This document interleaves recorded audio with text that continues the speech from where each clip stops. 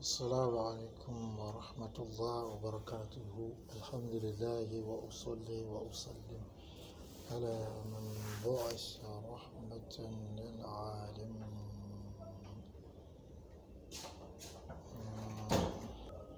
Alhamdulillah, nous continuons avec notre cours sur le tafsir du Coran. Aujourd'hui, nous avons affaire au ayah, le verset qui dit Maliki Yawmiddin. Maliki Yawmiddin. Il y a deux récitations. Soit on dit Maliki Yawmiddin ou on dit Maliki Yawmiddin. Ces deux récitations sont authentiques. Quand on dit Maliki Yawmiddin, c'est-à-dire le possesseur, le détenteur du jour du din. Quand on dit Maliki Yawmiddin, ça c'est Malik. Quand on dit Maliki Yawmiddin, c'est-à-dire le roi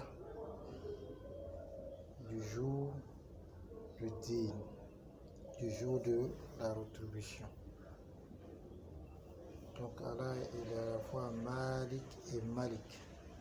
Donc on dit Malik Yawmiddin et Malik Yawmiddin. Donc il est Malik, détenteur, possesseur, et il est Malik, c'est-à-dire roi.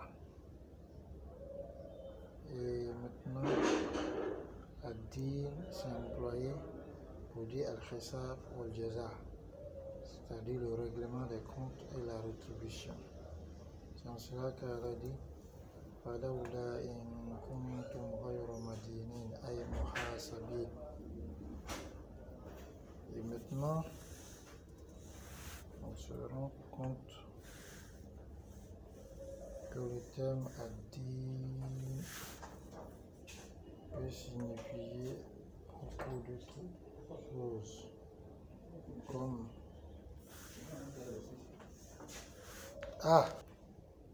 donc le terme Ad-Din peut avoir d'autres sens, comme Al-Millah ou Sharia.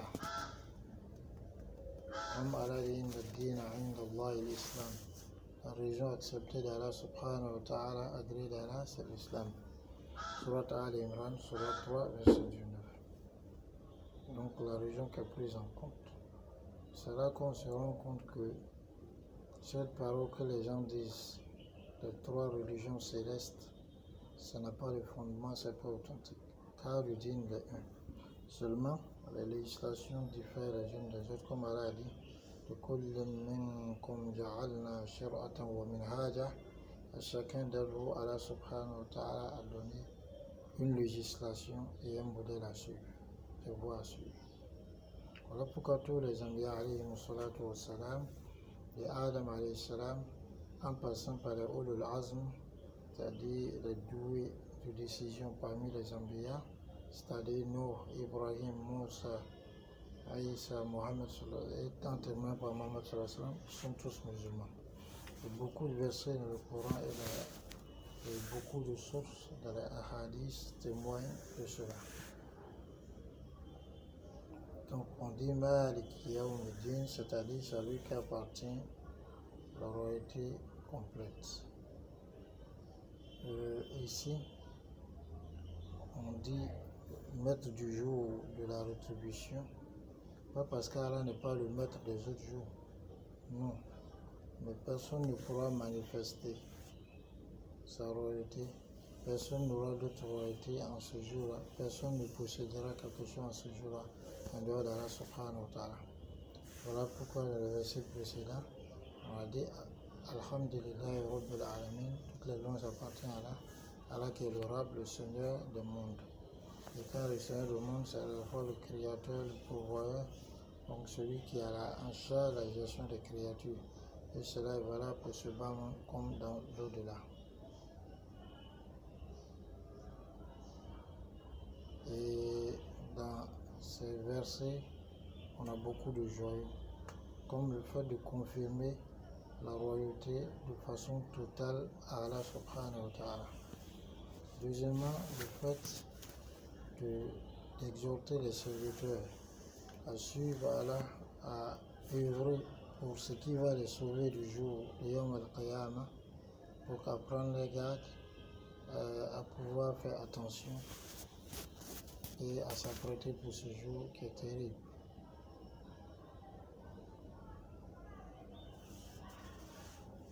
Et troisièmement, il y a comme joyau dans ce ayah, ce verset, le fait que la royauté d'Allah va s'extérioriser à tout le monde entier Yom al-Qiyamah, comme Allah subhanahu wa ta'ala dira Liman al-mulk al-yawm, Liman al-mulk al-yawm, à qui appartient la royauté aujourd'hui. Et Allah lui-même répondra, puisqu'il n'y aura personne qui répond, Lillahi al-wahid al-qahhar. Allah subhanahu wa ta'ala que ça appartient, al-wahid l'unique al-qahhar, le dominateur suprême, le contraignant. Il y a le fait que toutes les royautés et toutes les possessions vont disparaître en ce jour à Yom al-Qiyamah, et le seul qui aura la royauté et qui la manifestera sera Allah subhanahu wa ta'ala. Tout le reste va disparaître. Les autres même vont se cacher, ils ne voudront pas. Alors que dans ce bas monde, ils étaient des gens qui disaient qu'ils sont les rois, et disaient qu'ils sont les plus forts, disaient qu'ils sont ceci ou cela. Mais Yom al-Qiyamah, tout ceci va disparaître, tout ceci n'aura pas de poids. Donc c'est un jour terrible. Donc voilà pourquoi il est important. Il est important. Donc Allah est le maître du jour de la rétribution. Donc s'il y a un jour de la rétribution, donc le verset nous amène à croire aussi en ce jour. Et il n'y a pas de bienfait, ou il n'y a pas d'intérêt à croire en ce jour, ou à répéter ces paroles, si on ne veut pas pour des œuvres qui vont nous sauver des châtiments de ce jour.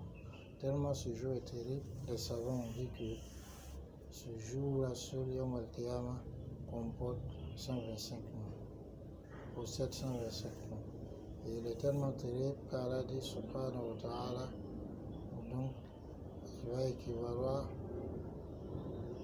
كان مقداره 50,000 سنة 50,000 années.